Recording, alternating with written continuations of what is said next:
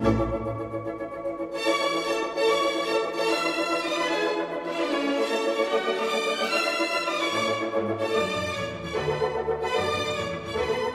Miguel, I don't know about you, but I tend to overthink things. Today, I'm actually kind of tired because I was up all night wondering about where the sun goes. And then it dawned on me. Oh, wow. I got it. I love it. I love it. That's something I'm going to tell my kids. No, that's a kind of... Watching my kids cringe after my jokes is one of the few pleasures I have in life. So yeah, A+, man, A+. Thank you so much. Hey everybody, welcome to What Magic Is This? A podcast about magic, the occult, the esoteric, the paranormal, the supernatural, and the weird. All right, we have a massive topic here today, and one which has been requested over and over again. It basically came up in not one, but two What Magic Is This Patreon polls. For some reason, doing a show about it earlier, it didn't really seem right. It didn't seem like the time. But now it does. The time is now. So today we are going to try and introduce everyone to something which is very vast. And because it is so vast, I needed a little bit of help. But luckily for all of us, I have just the person to talk to.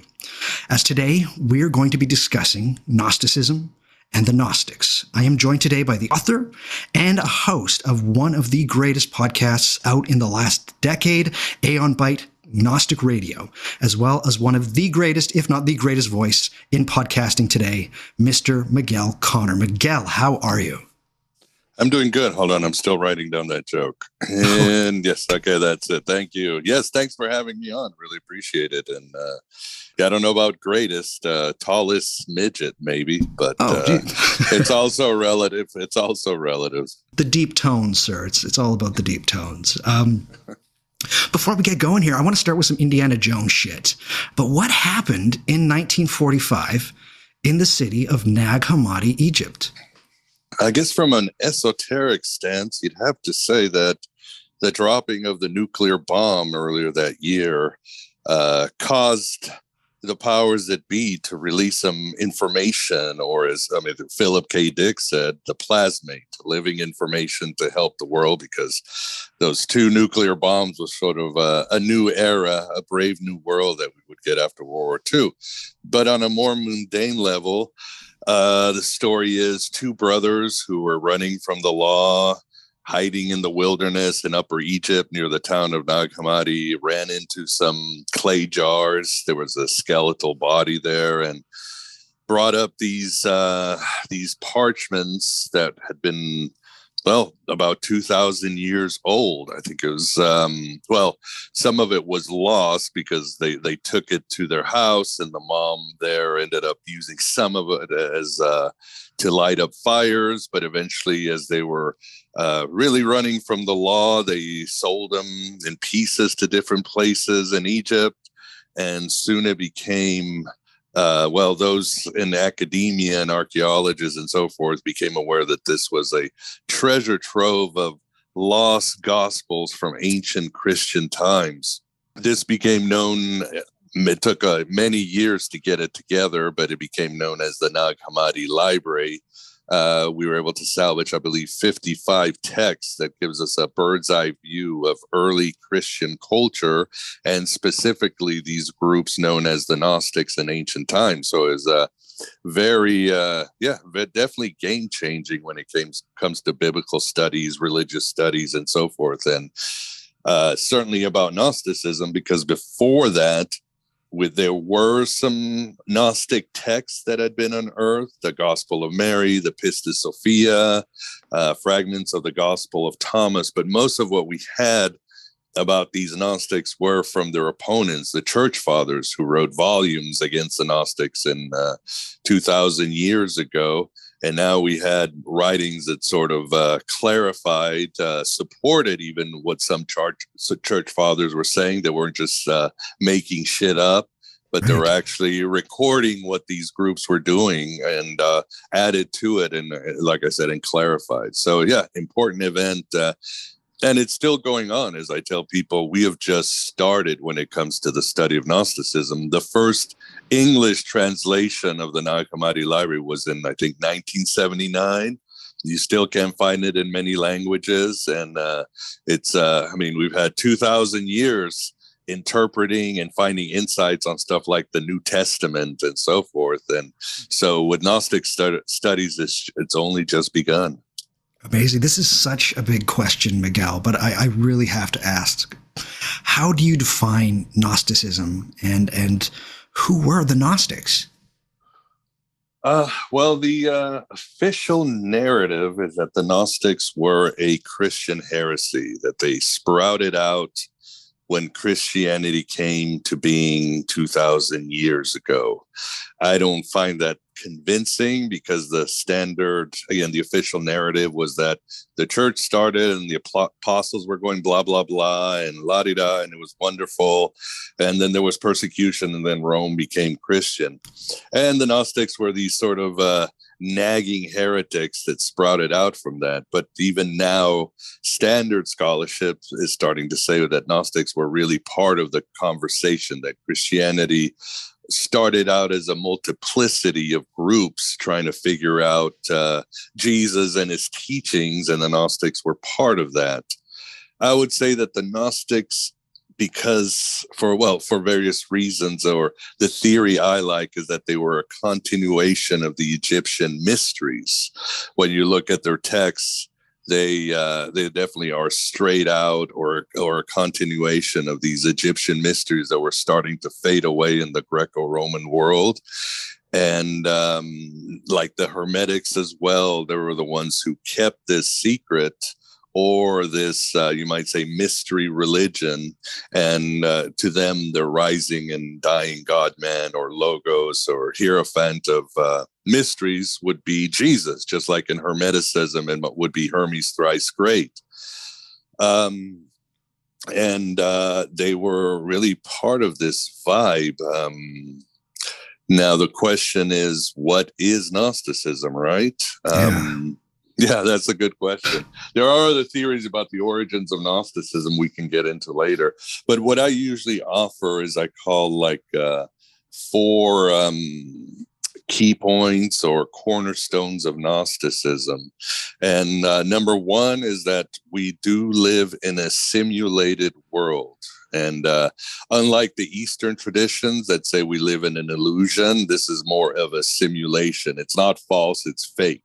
We have been put here through some sort of code, and we are in essence trapped in this code.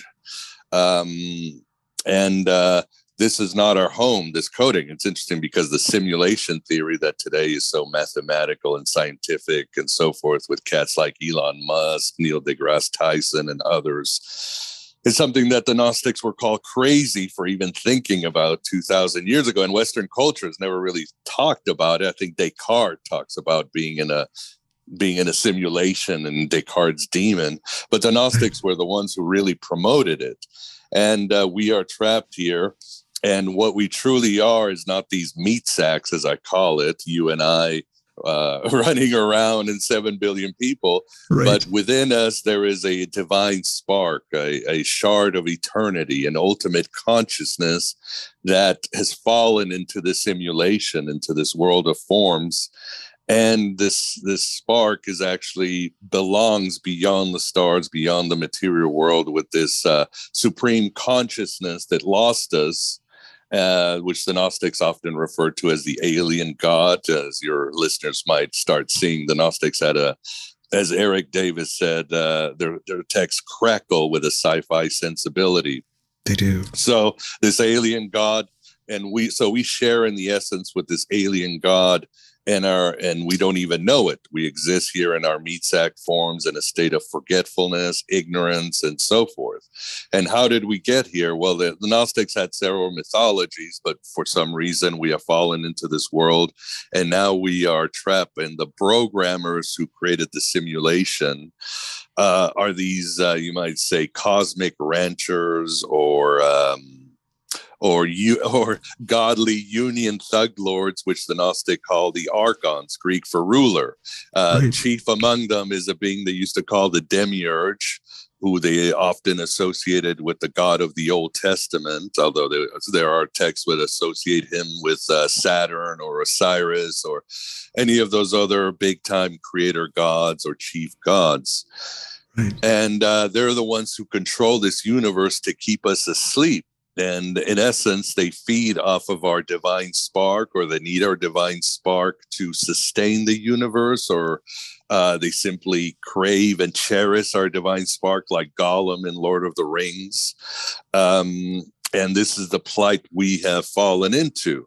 Now, to get out of this plight we're in, the Gnostics posited that the alien god would send this information. Again, I mentioned the plasmate of Philip K. Dick, this divine information that if we listen to, we could wake up to our true nature, which is beyond the stars. And this information often took the form of these apostles of light or hierophants of mysteries. I mentioned Jesus, Hermes thrice great, but it could be others, Simon Magus, Mary Magdalene. Some Gnostics even put the Buddha and Zoroaster on that. And these apostles of light, through their teachings, to awaken us to our true home, and through leaving these ecstatic rituals, could allow us to truly wake up and begin our ascent through the spheres of reality, through the dimensions, to make contact with this alien god and bring about our transformation and our gradual and full awakening to our divine heritage. So I think that basically encompasses it. I mean, there's a lot more. There's obviously theologies like reincarnation, deconstructing text. The Gnostics they loved the Garden of Eden story, except they would rewrite it. Some say rewrite it, but some say it wasn't, because their version of the Garden of Eden seems to be closer to the original Sumerian text. But they would change things around, like the serpent was the good guy, and the god of the Garden of Eden was an evil guy trapping Adam and Eve who needed to escape, and so forth and so forth. And definitely other features of Gnosticism, a reverence for the divine feminine and other things. So whatever direction you want to go into. Normally with these shows, I try to stick to the topic and make the topic the biggest part of it, but I hate to say it, but for me, Aeon Byte is Gnosticism now. So I want to ask you a personal question, Miguel. What initially intrigued you about Gnosticism? Well, there's a saying by Stephen Heller, who wrote, he's a bishop of the Ecclesia Gnostica in LA, and he wrote the seminal book, Gnosticism, A New Light on an Ancient Way of Seeing. And he always said, every artist is already half a Gnostic. In other words, if you mine the depths of consciousness and you start seeing reality for what it is, which isn't cracked up to be all that it is. It's like Morpheus in the Matrix. There's something wrong with the world. You don't know what it is. It's like a splinter driving you mad. You're going to get into some Gnostic domains about being trapped in reality, being a construct, finding your true self. The Gnostics were all about self-knowledge, as Elaine Pagel said. To know oneself at the deepest level is to know God. This is the secret of Gnosis. And Gnosis was the spiritual tech of the Gnostics to liberate themselves from the wheel of karma. Right. So I've always, you might say I've been always an artistic type. Since I was a kid, I never felt I belonged in any world or time. I was always curious about the bigger questions of life. Why is there evil? What happens after we die? Blah, blah, blah, blah, blah, blah. So these questions and the way I was created, you could say my divine spark was trying to wake up since I was young, led me to explore different ideologies, religions, movements. So I tried a lot in my spiritual hitchhiking, but it really wasn't until I found the Gnostics that it made sense. I remember Carl Jung, who was greatly influenced by the Gnostics, when he started reading the Nag Hammadi Library, he said, I finally found my lost long friends. These people knew the secrets of the soul. That's how I felt too. I was like, aha, they have what I need. They have what answers my questions. And and I'm going to go that way. And it hasn't been easy, because I believe that once you find your path, that's when shit gets really hard, because that's when the universe throws things at you. That's when you're challenged to let go of all your preconceptions of the world and who you are. And that's when the real work really starts. So here I am. Wonderful. And keep it up, because it's been such a fun ride seeing where the podcast has been going over the last little while. One thing that gets a ton of attention for Gnosticism is the inherent mythology involved in texts like the hypostasis of the archons and the secret book of John. Could you take us through a bit of the mythology of the Gnostic cosmos and humanity's place in it? The Gnostics were obsessed with, again, rewriting or rediscovering the book of Genesis. Yeah. They felt that somehow, and they really were inspired by Paul. Paul seems to, if you read Paul as he is, without your Sunday glasses, you'll see a very proto-Gnostic being, you know. He's the one who talks about the rulers, the archons of this age, and the God of this world, and the Sophia of this age. The Gnostics revered Sophia, and how this cosmic being, Jesus, came and crucified himself to start a new era. So, but Paul also says that Moses got it wrong, that the angels gave Moses the Torah, and he had a veil over his eyes. In other words, the Gnostics, like Paul, thought maybe Moses was either trying to trick us, or he didn't understand what was going on at the beginning of time. And that's not even that radical, because remember, when you look at something like the Book of Enoch and other texts, mystical texts, it was already accepted that this world was run by these deficient angels, these archons. Right. Somehow they were really screwing things up. Yeah, they might be helping humanity with makeup and technology, but they were also, for the most part, as I said, union thug lords. They were just bad bureaucrats. The banality of evil, as above, so below, like our governments, right? Right. Maybe they mean well, but in the end, they end up screwing things up more than they are helping. So that was already in the air. So the Gnostics did these ecstatic, shamanistic visions, rituals, despite being a very intellectual religion, even as Gary Lockman called Hermeticism, the religion of the mind. It's a very experiential religion. So they would take these astral flights through the spheres, through the zodiac, beyond the stars, and it could be just an inner thing. It's almost, again, as above, so below. Whether you go inside or outside, the universe is within you as the universe is outside you. It's the same thing, really. Even the Neoplatonists, Plotinus, agreed with that too. The journey is inward, but the universe is within you. So they were able to kind of go back in time and bring back these versions of Genesis and creation. And they would tweak it depending on the guy doing the vision, because let's face it, anybody who has a mystical experience, it's going to be a little bit different, and it's always valid. So they assumed that the universe was basically, or creation was the expression of this alien God, but at some point there was a glitch in the matrix. Either that, or the alien God wanted to experience error, or something went wrong. Often it's the rebellion of Sophia, which was the wisdom of God, that she rebelled against the alien God and his aeons, the capacities of the mind of the alien God, and she was cast out of the eternal realm, and she gave birth to this being which they call the chief archon, or Yaldabaoth.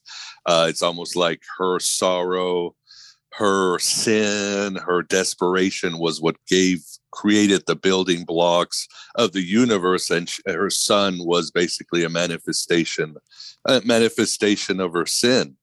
Right. So this being, the demiurge, decided he was going to mimic the eternal realm and create this earth, but he needed energy. He needed that fuel, just like the architect in the Matrix needs the electricity in our brains to be able to fuel the simulation.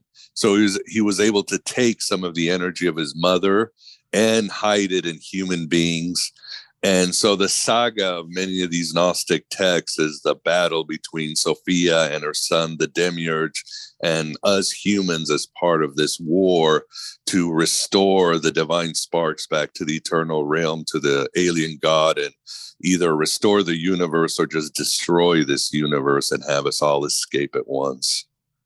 Awesome. I got to say, people, there's been a lot of information coming fast and furious, but don't worry, we'll keep on with it. What did the Gnostic worldview look like? Was it one of those ones where we would kind of consider it a bit nihilistic, like all matter is evil? How do you think they saw the world?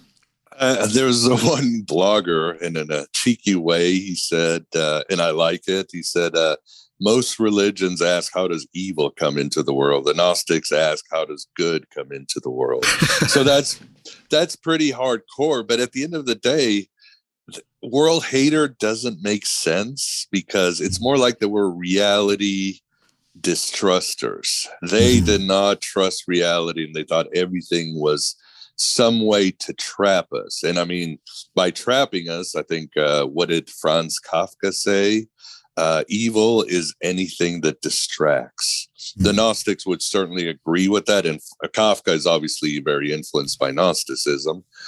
But anything that keeps us from finding out who we are, what is our authentic self, what is our destiny. So even in the Gnostic text, these archons will use horrible means to subdue Adam and Eve and humanity: floods, gang rapes, disease, other things, the illusion of death. But at the same time, they will also use other things. They talk about how the Garden of Eden is a false mirage of beautiful fruit and this and that. So in our age, the archons might use social media to distract us. They might use things like our car breaking down to distract us. They might use bad things like cancer or disease or viruses. Oh my God, they might use viruses. Anything that keeps us off of our game, they will use, which is the mechanism of this universe. As one of the Gnostic texts says, the Gospel of Philip, ignorance is the mother of all sins. Why there is evil is because we are not aware of our potential as humans and divine beings. And we've convinced ourselves that we are humans, and we've convinced ourselves to worship the wrong gods and their institutions and the government, educational, and other places. When we awake to that, to our ignorance, that's when evil stops, and that's where we can really truly become, as one scholar said, Christian bodhisattvas. The Gnostics had a very bodhisattva availability. It's not like they were trying to escape the universe. They were trying to bring this information down, this energy, and awake other people and heal other people. They believed in psychic healing, physical healing, and to help others wake up to their destiny. And yes, some of their text is, it is edgy. It is bad. It is like how horrible the place is and the evil that happens and death. And they're 100% right. This is a brutal world. As Stephen Heller once said, the first sound of the universe was an om, as the Hindus said. The first sound of the universe was munch, munch, munch, munch. Is who created this universe where everything has to survive, has to devour and depend on the suffering of other beings? I mean, couldn't we have been breatharians or something, or plants? I mean, what happened? And again, viruses aren't even a life form. It's a brutal, dark universe, but their texts are also full of this incredible joy. They're laughing, they're singing hymns, they're so happy they've awoken and they have a chance to make a difference. So it's sort of a dichotomy, as I tell people a lot. Is like, if you want to understand Gnosticism, go listen to an hour of Johnny Cash. I mean, he's existentialist, he's brutal, he's nasty, but he's so happy because he's saved and he knows Jesus.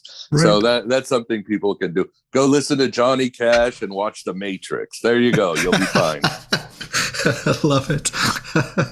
Gnostics are considered the first Christian heretics. How did they see the story of the Bible, but particularly the New Testament, and why was it so heretical?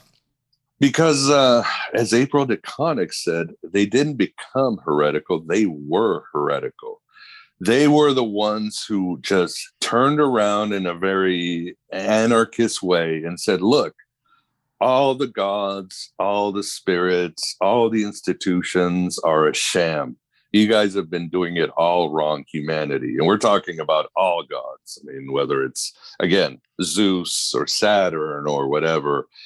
Now, imagine how radical that would have been 2,000 years ago. Now, that's radical today. I mean, you talk shit about Allah or Yahweh, you could get yourself into some bad places. But the Gnostics just, I mean, they really upended and disrupted the entire narrative of humanity itself. So that was something the church could not deal with. Definitely many secular governments across Europe and Asia wouldn't deal with it. And definitely has happened throughout history, whether it's the persecution of the Sufis, the Kabbalists, and even in Persia, the Mazdakites and the Zervanists, other expressions of Gnosticism. Obviously, the Cathars are another great example of this mass persecution because they said Satan was the ruler of this world and we needed to get out. And, you know, it just, so, I mean, even I was reading one of the church fathers, Irenaeus, the other day, and he goes on to say, now remember, this is a church father in the 2nd century. He said, the Gnostics were worse than Satan. Why? Oh. Because even Satan wouldn't badmouth the world and God. He had his job, which was tempting souls, but even he wouldn't talk shit about God and creation. The Gnostics were like, no, we're just going to, I mean, I guess, yeah, you'd have to go to what? John Milton's Paradise Lost before Lucifer gets a set of balls and starts saying, okay, this is wrong. This is wrong. The game is rigged. So you have to go that far in history to do that. So the Gnostics were extremely radical, even for today. I mean, we're still, most people in occultism and mainstream reality is still programmed to, well, this is okay. We'll make the best of it. The universe is a good place and the circle of life and animal suffering is, it's just part of it. And people are poor. It's their karma. They'll be fine, love and light and all that. The Gnostics were complete, you might say, punk rock anarchists. They were not going to budge when it came to the suffering of this universe. They did not like suffering. I mean, there's a lot of parallels between Buddhism and Gnosticism. And one of them is they were not going to negotiate when it came to the suffering of any sentient being. Love it. It's so good. What did the Gnostics get up to? I mean, if the definition of gnosis is some kind of a personal experience of the divine, how did the Gnostics do this? Like, did they have rituals? Was there a process? Is there anything archaeological that we can look at and be like, this is what they did? Well, that's what frustrates people, even scholars and believers in the occult about the Gnostics, because there doesn't seem to be anything, or there seems to be everything. It's so varied. I think the model that I subscribe to is you had these ancient priests, Egyptian priests, who had the Egyptian mysteries and also had the knowledge of Hermes from, from Greek Egyptian esoterica. And these priests were handing it out to these disillusioned Jews and pagans who'd had enough of the world, had enough of the corrupt temple, the Roman Empire. They just had enough. And this synthesis created Gnosticism and Hermeticism. The thing is they broke off into little lodges, as they say, where you had a hierophant and a small group teaching people these mysteries, how to have these altered states of mind and see reality for what it is. The thing is, unlike other religions, it starts with gnosis. It starts with, how do I get an altered state of mind and take that astral flight? Right. Like the Neoplatonists and the Merkabah Jews. What do I do? The answer is always like, well, it's up to you, man. You're different than me. I'm different than you. We're all different. We all live in different neighborhoods. We're all surrounded by different religions. So maybe we need to adopt what the religion has and use it to our purpose. In other words, they had this throw everything in the kitchen sink and whatever works for you works. If not, goes to the next lodge. That's why when you read a lot of the Gnostic texts, there's all these varied rituals, like some Gnostics in Rome would mimic the church. Others would have, they would do sacramental rituals. Others would do sex rite magics. Others would do Hellenistic contemplation and meditation. Others would do entheogens. It's whatever worked for you for what you wanted, which was whatever culturally surrounded you, you would do for that altered state of consciousness. And so their rituals were varied. They're all ecstatic, but that's what frustrated people, because people expect like this is our 10 steps to our ritual. And that's not what they did. And the Gnostic attitude, as I always tell people, is like, your spiritual constitution, your mental state is different than mine. You need to find what works for you. You need to find the mythology that works for you, that surrounds you. And you need to do that for an altered state of consciousness, for a trip inward. And as long as, you're breaking down reality, you're breaking down the false you, which is most of you, 99% of who you are is a construct program. And you find that pure awareness and consciousness within you, that's what you'll do. So that's what's frustrated. But I think that's how the Gnostics work. And that's why they've been called a parasitic religion or something like that, because they would just secretly go into a religion and borrow what it wanted from it. Again, the Sufis in Islam, Valentinians in the Catholic Church, the Cathars in the Catholic Church, and so forth, and create the sort of Gnostic lodge or sensibility or whatever you want to call it. For sure. You used a word there that I kind of want to put a pin in for a second there. Let's go through a couple of currents of things that could be considered Gnostics. So you said Valentinians, and then there's also the Sethians. If people take a cursory glance at a book of Gnosticism, what made these two currents so distinct? I think the Sethians seem to be closer to the vibe in Alexandria in those times, the great melting pot of religions. Right. And they were closer to the Egyptian mysteries. I mean, even the Gnostic cosmology, where you have consciousness stirring and creating itself, that's something you don't even find in Hellenistic thought, although obviously Plato went to Egypt to get the mysteries. Right. But that is definitely more Egyptian. They were more magical, you might say. They were definitely more hardcore. The Valentinian, even though their founder Valentinus came from, I believe, Alexandria too, he more or less softened his stance to be a more esoteric, mystical form of Christianity. In other words, the demiurge is no longer this demented God who runs our universe. He's just a necessary part of the cosmos.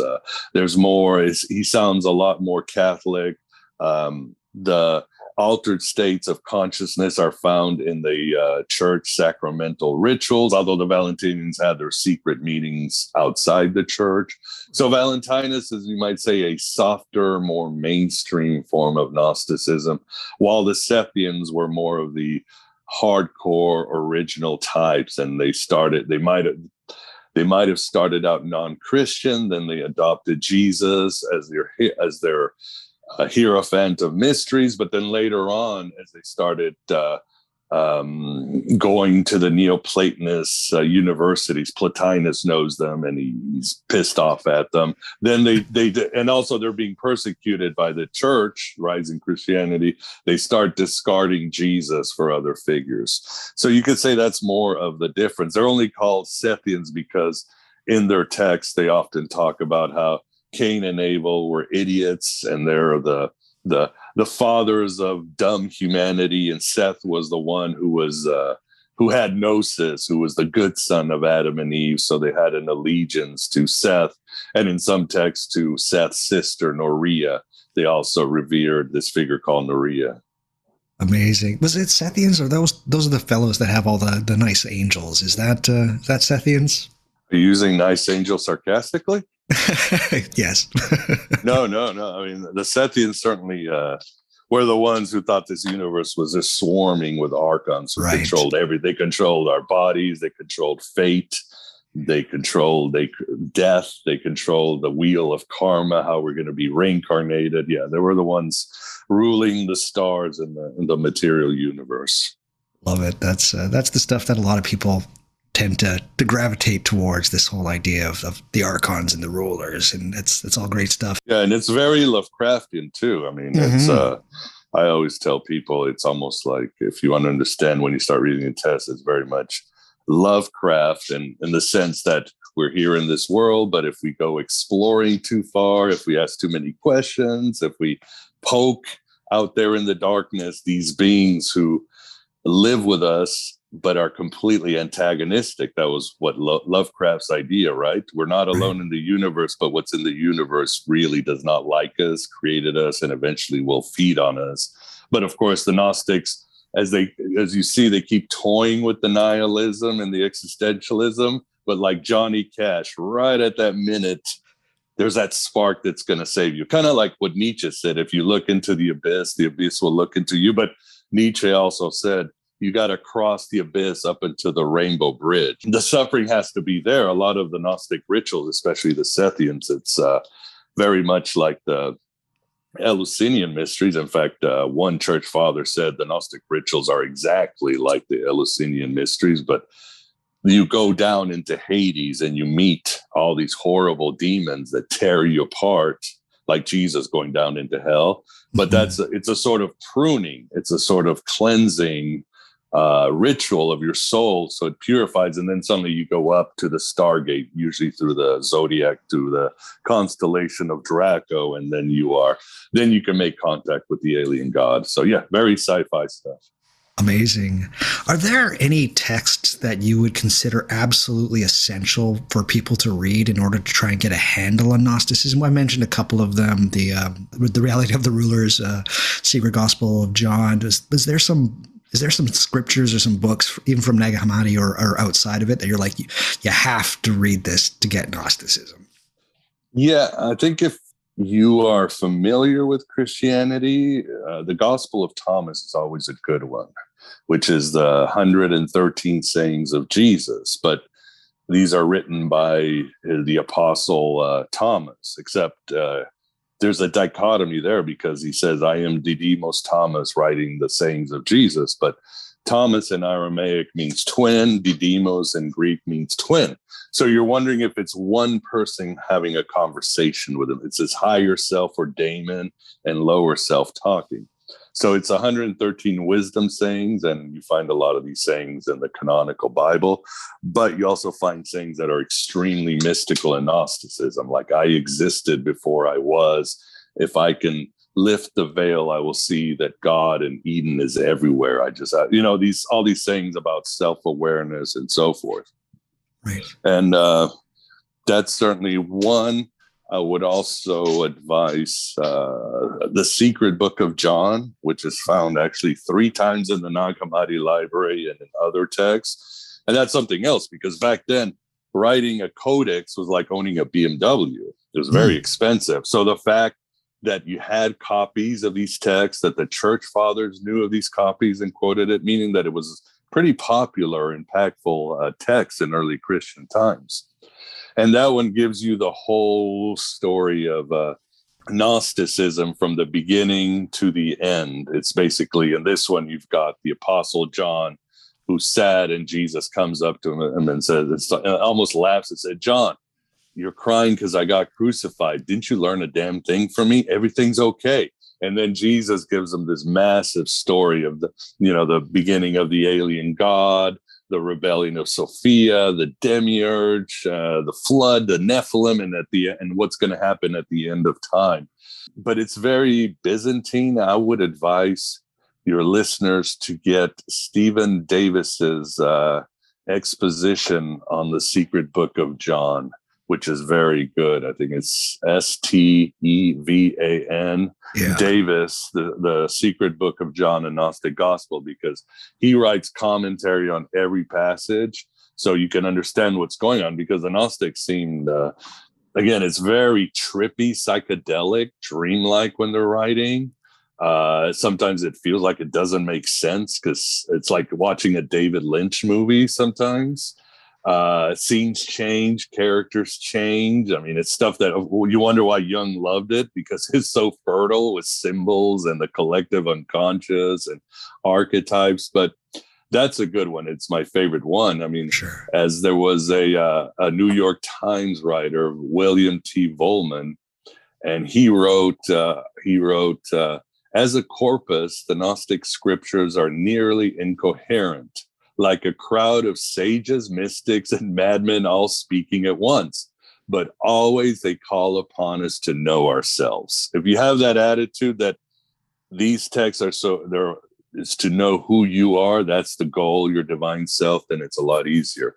Then the Gospel of Mary is good. Again, I would get your listeners, get commentary, like with the Gospel of Mary, get Karen King or Megan Waterstone or something like that can really give you context. Because it sounds strange, although it's not strange. I mean, people, when they come to me and they go, well, these Gnostic texts are so weird. I said, well, think about it. Imagine that Elon Musk and his stupid idea of going to Mars happened, which is not going to happen. But let's say you had a colony of Mars that got cut off from Earth for 50 to 100 years. And then they came back to Earth and they're like, hey, man, hey, fellow Earthlings, we're together. What are you guys reading? And somebody said, oh, well, check out this book, the Bible. Somebody from Mars might be like, what the hell is this? Talking snake, floods? I mean, a god that needs to commit suicide to save the world? Is it, it would seem completely insane. But for us, because we're so accustomed to these texts, they don't seem that strange at all. So with the Gnostic Gospels, you're going to get that sense like this is weird. But once you start understanding the self-knowledge, the grand cosmic drama of Sophia, how it's like the Matrix, then it starts making sense. Or the Truman Show, one of those movies. I've heard even Pleasantville, people bring up the movie Pleasantville, which is, I believe it was April DeConnick in Gnostic New Age. Yeah, these are all great movies to watch it. Yeah. There's some people that are starting to push back against this idea of Gnosticism, or those that call themselves Gnostic, but they say that seeing the world and events and as some kind of like an archonic conspiracy against humanity is just like one step away from blaming everything on like the Illuminati or the Jews. What do you say to this kind of a pushback? I can see and understand it. I mean, on one hand, Gnosticism, like anything, has a shadow. Everything has a shadow. And weaponized Gnosticism works really, really well. I mean, you would have to be crazy not to say like postmodernism or Scientology, or, I mean, you could even make a case for Nazism and communism that it's sort of weaponized Gnosticism, because it really, it's a hardcore ideology where you push back hard against the reality around you. You almost want to destroy it. What did Harold Bloom say? The first rule of Gnosticism is that anything that can be broken must be broken. Or, the saying, if it can be destroyed by the truth, then it must be destroyed by the truth. Unfortunately, you have people who might switch things out. They say, well, instead of archons, we're going to say Jews, or, the ruling Russian czarist government. Things can be corrupted. Everything that casts a light has a shadow side to it. At the same time, I think it's obvious that, especially in the last 2 years, that reality isn't what it seems to be. I mean, my show has really grown since everything went to hell in 2020, because I think people instinctually are starting to realize that reality isn't what it is, that those in power might not have our best interests, that everything we're taught might not be completely honest, and that the truth lies within us. The interior journey is really the only journey that matters. I mean, people always ask me, how will gnosis help? And I say, look, there's a saying by Clark Emery that goes, the awakening of an individual is a cosmic event. And I say the awakening of an individual is a cosmic rebellion. As soon as we wake up and find our authentic self, we find the means to create an authentic life that nobody else has, and an individual path that nobody else has.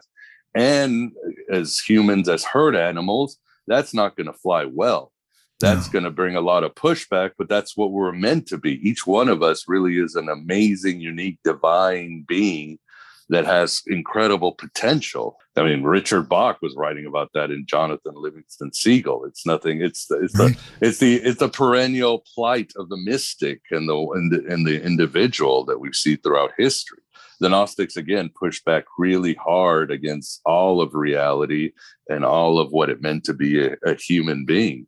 I think, as I say in my show, these really are Gnostic times, because it does seem like we live in a simulation. Oh, and lo and behold, scientifically and mathematically, being in a simulation is no longer kooky stuff. It's very rational.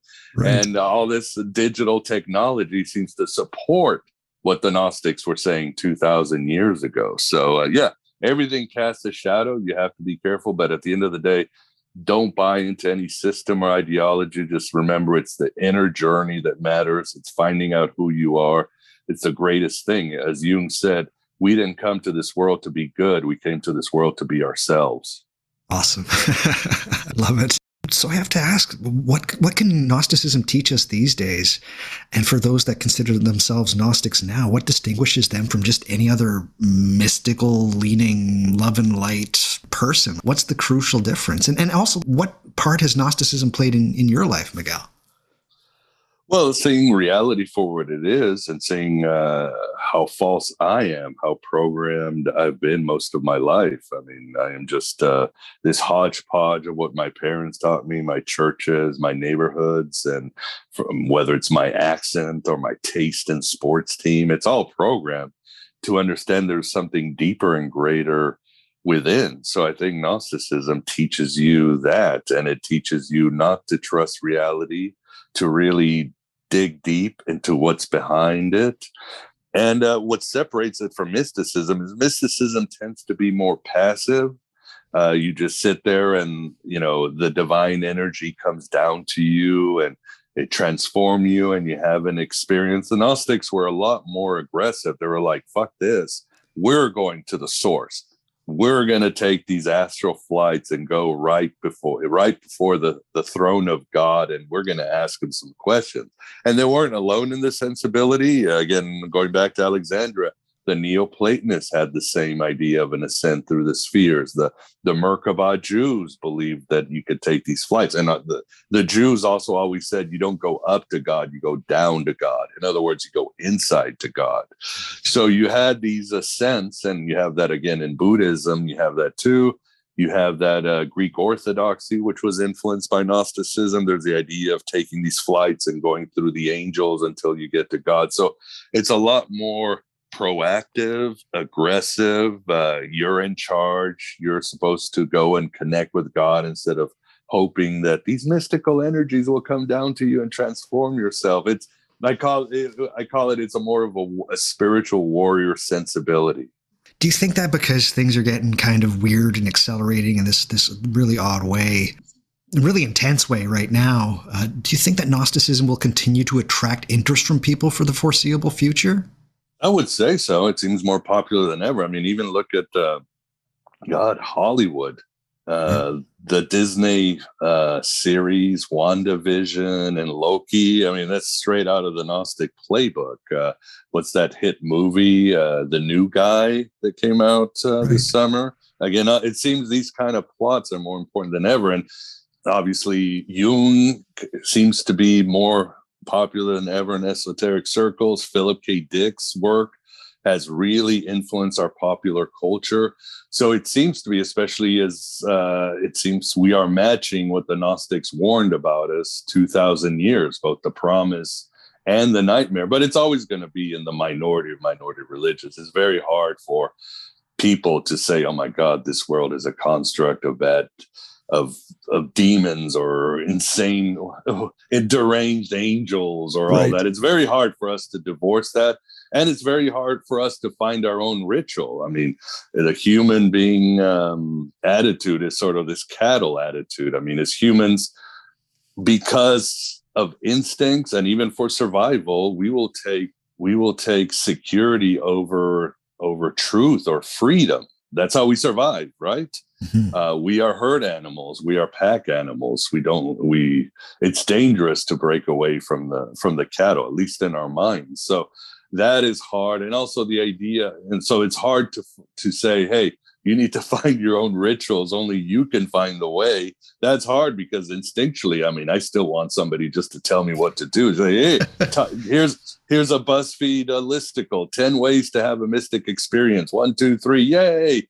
But in Gnosticism, it's no, your list is your list. It's up to you to take that journey. Yeah, find a group, but eventually you'll have to find your own group, and eventually you'll have to be the one, the hierophant helping others. Yeah.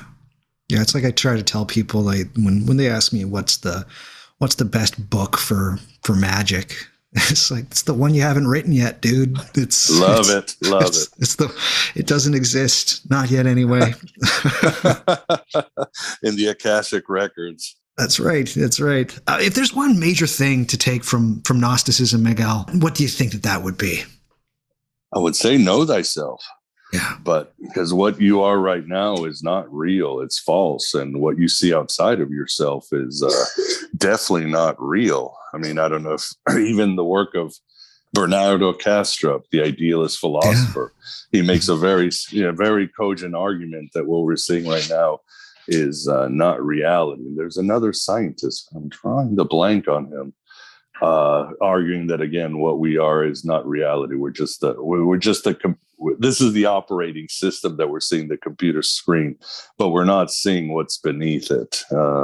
I think that would be the other takeaway. But what's inside of you and what's outside of you, the reality is it's an amazing feeling. It's pure bliss. We've all had sensations during a ritual, or when we're looking at a beautiful sunrise, or we're with our family, those few seconds of pure amazing bliss. I'd say it's not bliss, it's wakefulness. It's being ourselves. It's our natural state. And we've taught ourselves that these things should be fleeting when that should be our natural state of being. I know Joseph Campbell used to say, follow your bliss and doors will open. And I used to think bliss was sort of a egoic pleasure thing. Right.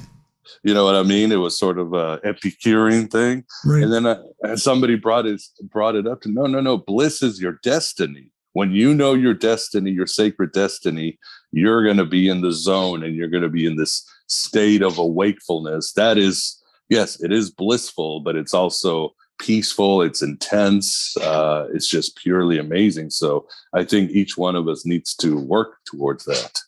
Yeah. Donald Hoffman, that's the scientist I was thinking. Donald Hoffman. Yes. His work is incredible. And it's so cogent, and he makes really a strong case. Very Gnostic case.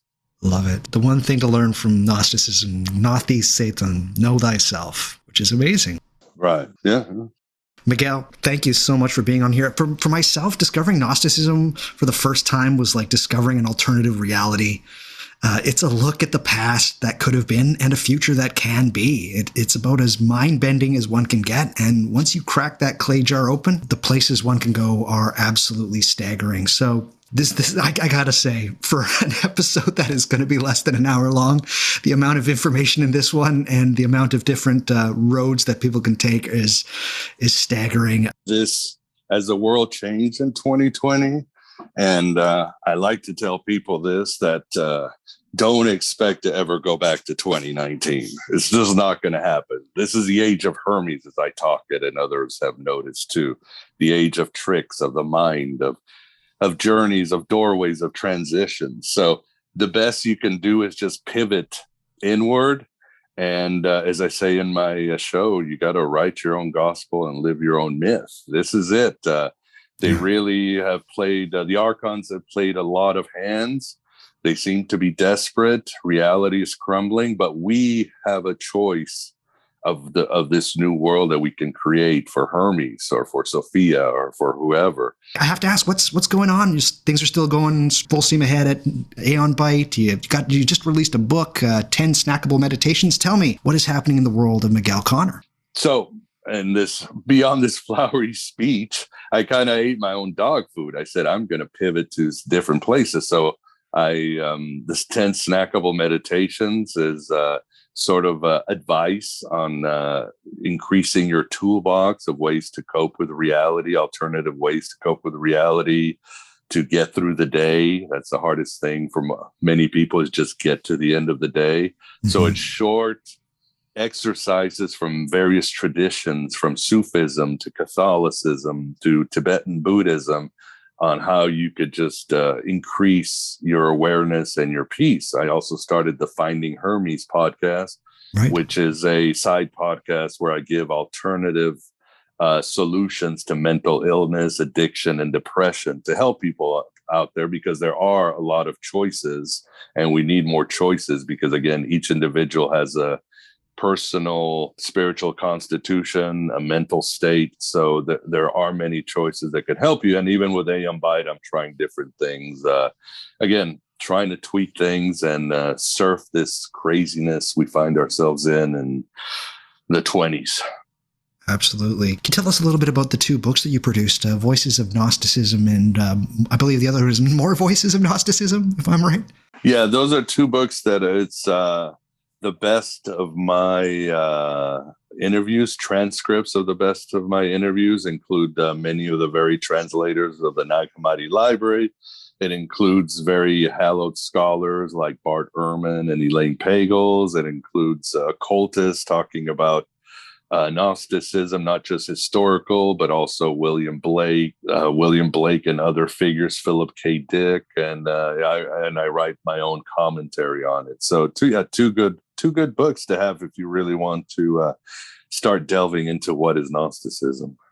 Amazing. That's fantastic. Those will be up in the show notes. Most of the show notes for this one are unfortunately going to just be, or not unfortunately, they're fortunately going to be just links to the God Above God, which is Aeon Byte Gnostic Radio's website. Miguel has some amazing book recommendations. I tried to, I basically all of my book recommendations are in there. But yes, the show notes for this show are going to be a little bit slight, but don't worry. There's going to be a ton of really great book recommendations, just one mouse click away.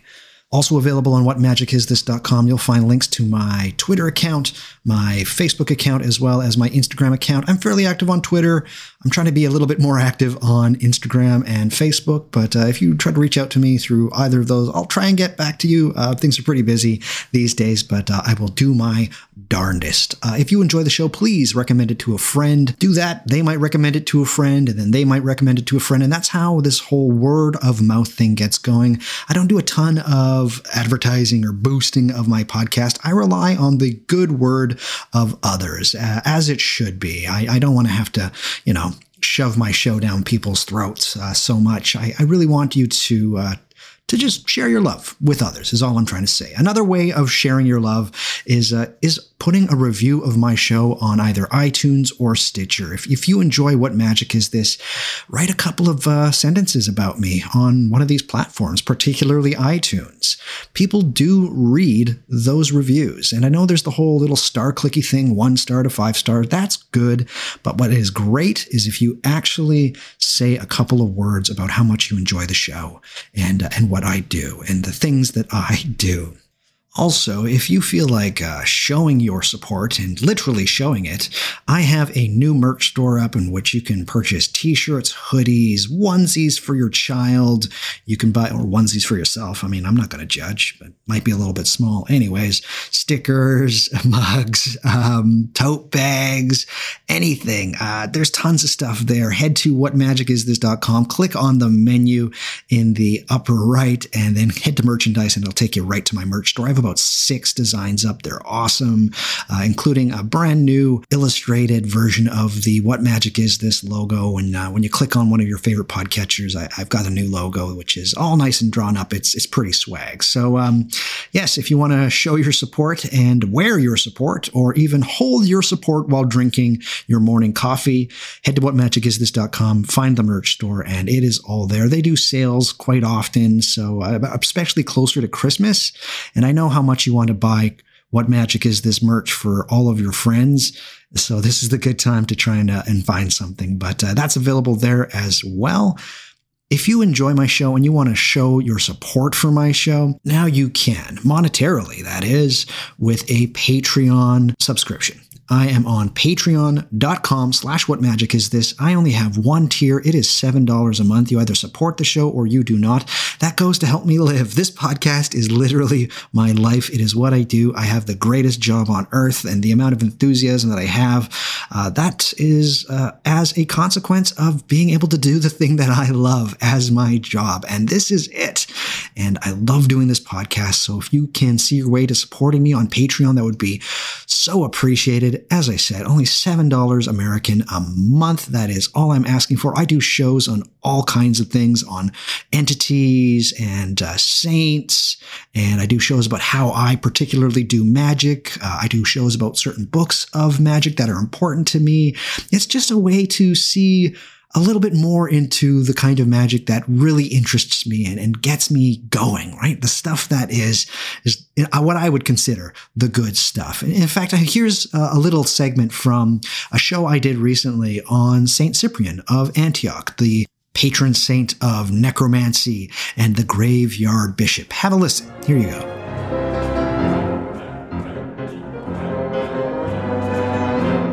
So who am I talking about when I say Saint Cyprian? Saint Cyprian was an alleged bishop of Antioch. So Antioch is kind of the Near East in the area which we now call Turkey. It's, I think, the most southern part of Turkey in a province. I think it's called Hatay province. Could be wrong. Anyways, moving on. Now, before I get into the story of Cyprian of Antioch, there's one thing that I just need to get off of.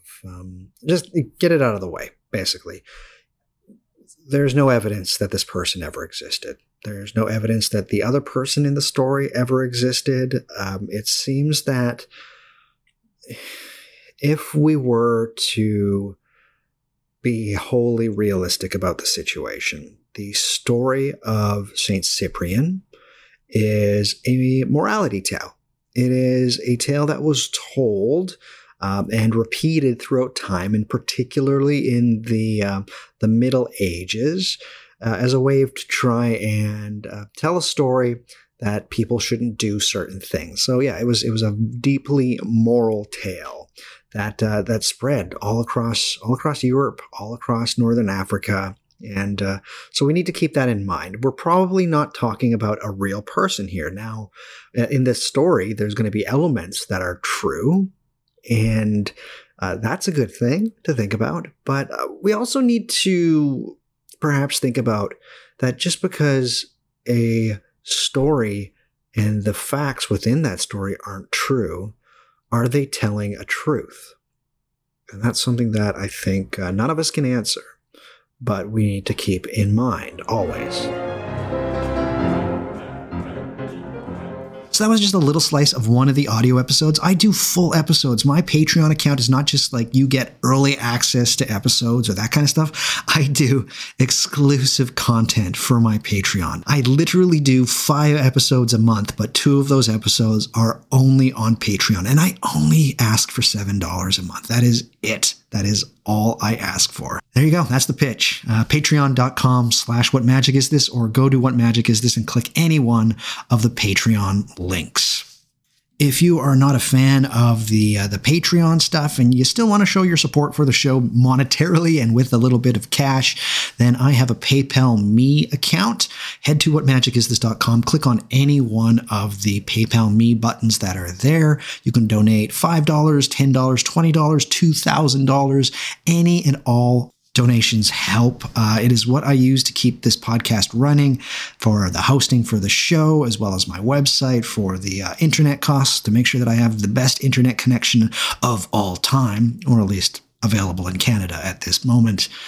Any and all donations go right back into the show to basically keep the fire on here at What Magic Is This? But otherwise, all of that stuff, the show notes, the Twitter account, the merchandise, and ways to support the show, all of those things are available at whatmagicisthis.com, your one-stop shop for any and all things What Magic Is This? except for the Patreon stuff, which is available on Patreon. Miguel, thank you so much for being on What Magic Is This? It's been an absolute pleasure. Awesome. Really enjoyed it. And I hope it has dawned on your listeners what is Gnosticism. I think it has. So that's the show, everybody. I really hope that you took something from this episode, and come on back to What Magic Is This? We'll talk about some more of this crazy, strange, aeonic, delicious, wonderful, great stuff that we call magic. Until then, I want everybody to stay healthy, stay hopeful, and stay luminous. We will talk at you soon. Goodbye, everybody. Bye-bye.